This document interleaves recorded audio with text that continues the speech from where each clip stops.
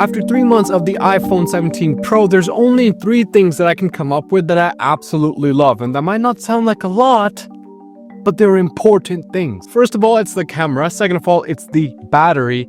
And third of all, thermals. But now you might have already heard the drama. You might be like, Fossil, wait. What about SCRATCHGATE? What about color fading? What about the garbage connectivity? Calm your assets, we're about to dive in with the second installment of the iPhone 17 Pro story arc. But before I do, guys, 2025 is almost over. And our channel, it's struggling a little bit. Would you be so kind as to slap that subscribe button? It would really mean the absolute world to us. And in return, DM IP17 to the IG to get the entire wallpaper pack for free, as a way of saying thank you. So I'll be approaching the iPhone 17 from 3 different perspectives. As a student who's using the phone all day for note-taking, recording lectures, and keeping on track with my schedule. As a business owner who's using the phone as a way to stay on top of orders primarily. And finally, as a content creator who is literally using the phone itself to create the content. And if you're wondering how I'm keeping all of my activities on one calendar, I use iPHONE and they sponsored this video.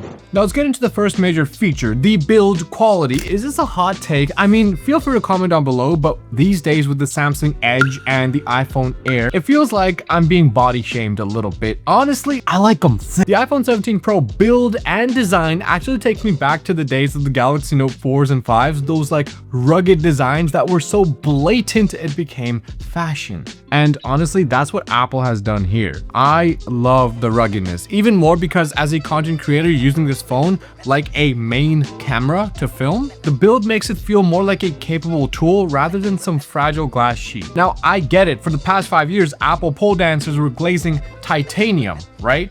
All of a sudden, we're doing aluminum, but I don't care. Back then, I didn't hype up the titanium. I literally called it BS in my older reviews, and I'm glad they went back to aluminum. It's lighter. There is now a vapor chamber that may actually be better than the Samsung one. Yeah, guys, the heat management is insanely good. And the aluminum itself doesn't scratch easily. Now, you could get a case like mine. I got this from missingartmuseum.com, or you could, like I did, go for an entire month without a case. This phone without a case was rattling in my cup holders. It was in my backpacks. It was in every crevice imaginable.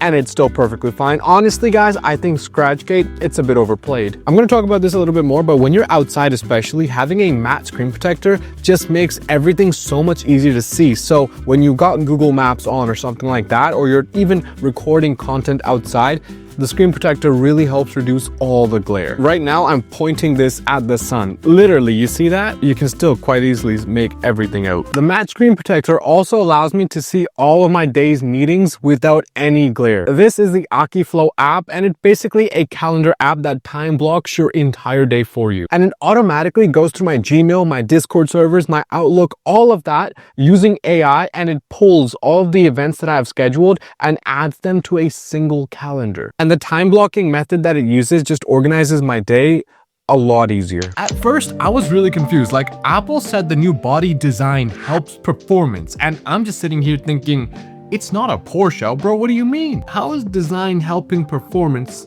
for a phone?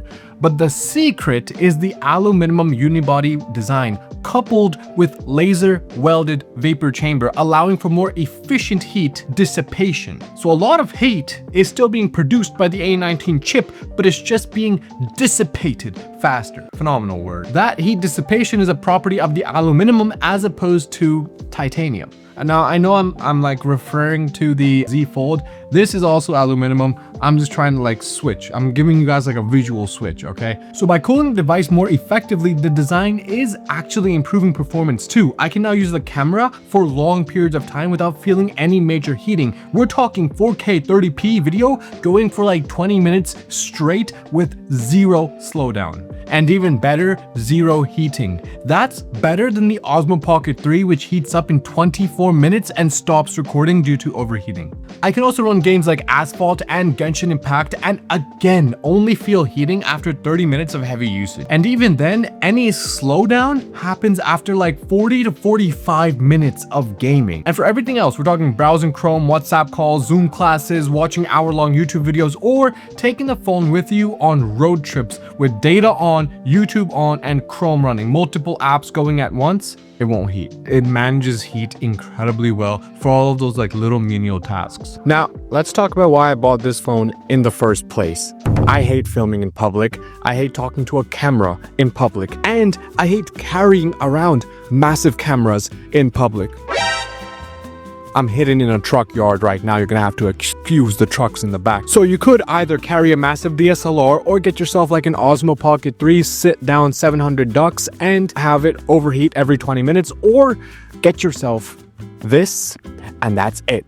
I don't need anything else because this camera is absolutely amazing. This camera is so damn good that forget pictures, the videos look absolutely amazing. They're very natural, super sharp, and most importantly, don't have a ton of AI post-processing. I'm looking at Samsung. All that means is that the image looks very natural and it also lends itself insanely well to post-production. So things like adding secret sauce LUTs from DaVinci Resolve really can bring out the perfect colors and give videos an amazing flavor. Now, it's not all fantastic. Ladies and gentlemen, the glaze ends now. Look, when it comes to professional content creation, I think only the 1X, 2X, and maybe the 4X are good enough for me to use on my YouTube channel. Outside of those, there is a lot of digital zoom happening, and that adds a ton of grain to the videos that lend to post-production and color grading really badly. The worst part about it all is filming yourself, because I've gotten used to seeing myself thanks to the Z Flip 7 or even the Z Fold 7. If you do opt to vlog with this interfacing camera, it's not bad, but you're going to lose a lot of dynamic range. It still gives your background that bokeh effect, but it won't be anywhere near the depth you can achieve when you're using the outer facing cameras. Now, the labs give us a battery metric. I don't care, don't tell me what it is, I just don't give a damn. This phone is currently the longest lasting phone I have used, period. It smokes the S25 Ultra and doesn't have all the battery instability and heating issues. And it also smokes the iPhone 16 Pro as well. It's a fantastic all-day battery that drains super consistently even 3 months in. But more importantly, I've noticed it charges up really fast. Even if you're using a wireless charger, it's fast with it. My charging desk is almost always full of Samsung devices these days, and this isn't even like bias. I rip on Samsung batteries in their story arcs all the time. I give them their trophies where due, but I also drop the truth as well. Now I'm gonna slide into some problems. There are 3 major ones that I have to talk about, but I just want to get one minor problem out of the way. The A19 chip, it's fantastic. It's super capable, I know. Surely Apple said so, but you just can't really push it to the ends of the world. Now, maybe it's because I'm coming from Samsung devices. Like these devices, you got decks, you know? You can power monitors. You can have a full Windows experience. On the flips, I can run 3 windows at once. So multitasking on Android, just next level. Apple does market this new chip as a win for creators and AI, but even the AI framework is severely limited and still very gimmicky compared to the Samsung or Google AI frameworks. So for example, Samsung has AI transcripts, and that allows me to record my lectures when I'm in class. It creates a complete transcription of the lecture and then feeds that into ChatGPT with the prompt to create 100 test questions based on the lecture material. Now, Apple has voice memos. It works, but barely. While the Samsung AI actually tries to make sense of the sentences and sentence structure, the Apple AI kind of translates whatever it hears, which can oftentimes give you gibberish. However, you can overcome a good bit of limitations with apps like Akiflow, especially when it comes to powering productivity. The AI integrates with all of my apps like Discord and Gmail. It pulls emails which schedule meetings or events with photographers or my editors and organizes them into a single calendar. That way, I'm never overbooked and I can use time blocking method to stay on top of my daily tasks. This is one way that you can overcome the lack of AI in the Apple framework. Now, let's get into some of the so-called major issues. First of all, SCRATCHGATE. Now, I know I glazed up the aluminum. It's time to take some of that glaze back. It's true, the phone doesn't feel as premium as the outgoing 16. Like I said, it feels more like a rugged camera tool.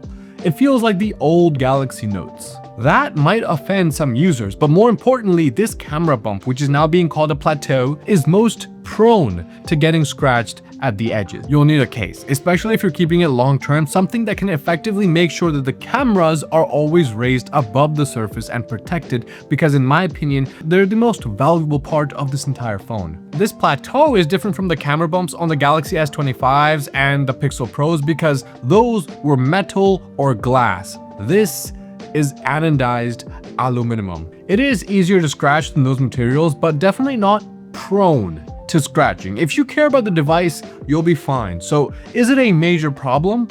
Nah. The next major issue, color fading. I'm not going to talk about this. No, it's not a problem. I have the orange. You want to see the orange inside, ladies and gentlemen? I'll show you, okay?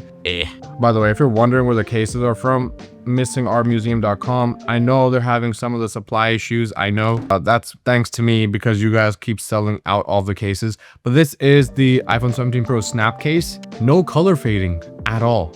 It's in mint condition. It looks gorgeous, as beautiful as it ever did. Okay, beautiful phone. Finally, the third major so-called problem, multitasking. Yes, this is a problem. I am balancing a lot of content creation, running a small business, and sticking to a full-time student schedule. And while apps like iPhone make my life a lot easier, the phone almost forces you to compromise on so many of your workflows. You miss out on the power of apps like Samsung Routines combined with AI. Like guys, the outer display of the Z Flip 7 handles notifications better than the iPhone. It's so easy to access, read, sort, and see notifications on the Flip. The iPhone doesn't show you the little icons for what notifications you have, and you literally have to scroll through each one. It's super annoying when it comes to notifications on the iPhone. I'm just gonna say it, guys. Coming from an Android guy, I don't understand why Apple is so far behind. Also, guys, the hell is this eSIM business, huh? Man, I hated having to go through that debacle. Can you please not do this? Especially for people who travel, we do not want it. It's so dumb, please. So before final thoughts, some pointers. First, the display, it's not better than a Samsung panel. It's just not. So that doesn't mean viewing stuff isn't enjoyable. It absolutely is. The display still gets very bright outdoors, and comboed with a fantastic battery, you can really easily use the phone outdoors to take photos and to browse on Google Chrome or answer emails. But I still added this matte finish screen protector. It does three things. First, it actually makes your display a little bit blurrier. Two, it gives your phone a lot of character. Everything on the display ends up looking like artwork. And number three, it feels amazing, like nothing I've ever felt before. And four, it removes all glare. Also, obviously, aside from the screen protector, I also added this snap-on case. I have the rugged case as well, but that's more for like if I'm taking this out to film in like some weird, situation. Most of the time, it's gonna have the snap-on case. And as for my core most recommended apps, the first one is iPhone. It's my daily productivity powerhouse. It uses the concept of time blocking to create a calendar that blocks out my time dedicated for tasks, meetings, events, literally whatever, and also uses AI to pull tasks from a huge number of apps. I'm also using the Studio app to keep up with all of my channels and the Shopify app to keep up with business. And man, I'm gonna tell you something. I'm using the Mail app combined with the Gmail app to keep all of my inboxes because the Gmail on iOS is limited to only 10 accounts. I have 26 accounts on my Samsung devices and I use them regularly. Guys, it is what it is. But yeah, that's one of those limitations where if you're a Gmail user, you can't add all your Gmail accounts if you have more than 10 to the iPhone. But here's something I really hate. On my Androids, all of the Androids, I can go to like YouTube, copy a link to a YouTube video or a song and go to YouTube to MP3, paste the YouTube video and download the file directly from Chrome. And that MP3 file will show up in Samsung Music, YouTube Music, Spotify, literally all the apps that play anything. On iPhone, it will not. In fact, it'll be a hassle to download anything from Chrome, but good luck getting it to play on YouTube Music or iTunes or something, cause it won't. There's a hack that someone posted to get stuff to play on Spotify that you downloaded from Chrome. It doesn't work. So like the cohesion of apps that aren't Apple sucks blatantly on the iPhone. Samsung apps, like Samsung made apps, meh, not that great. But like everything else like Chrome and Samsung Play and YouTube Music, it just works together without any hassle. And look, I know there's a lot of cool features on the iPhone too. There's AirPlay and stuff like that, but get real close. Guys, get real close, closer. get close. The alternatives on Samsung devices are just as freaking good. I said it. AirDrop, I can upload videos straight to Google Drive just as fast and start editing or messing with the files on literally any device. Even my damn Kindle, bro. So final thoughts, fantastic phone, fantastic work of design too. I'm all for this like rugged design and getting away from the ultra thin. Also, type big billions in the comments if you made it this far, but no one explained what that means, okay? This is how you recognize real ones. Aside from design and the camera, the overall stability is incredible and I really missed it. A phone that has a stable battery and not one that needs instant rounds of updates as soon as it releases. I'm talking about the S25s, okay? Just letting y'all know. And thermals that are super stable. A chip that doesn't throttle too fast. It does throttle, but you can almost always expect when it will. No surprises. And I love that. Sure, there are drawbacks, largely thanks to the UI, iOS that is, but I think it is definitely an amazing phone if you are a content creator and need one device for a very long time. If you're not a content creator and you're more of a student or you're homeless or a business owner that needs multitasking capabilities, you gotta watch this video over here. Until next time, take it easy. Peace.